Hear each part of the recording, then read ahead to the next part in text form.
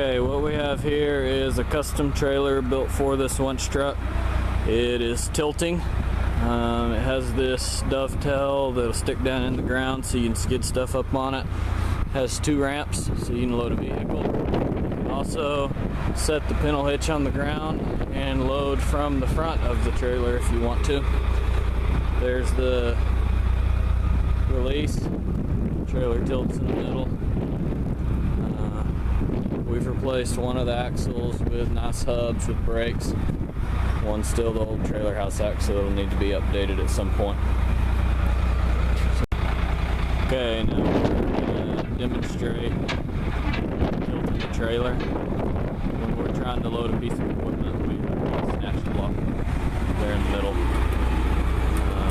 Lifts it up as it's getting the equipment up. It's pretty well balanced.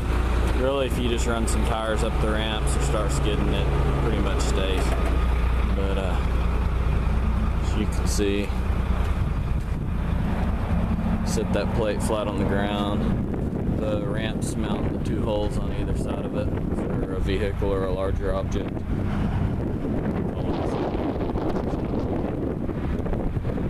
That's pretty much what you're looking at.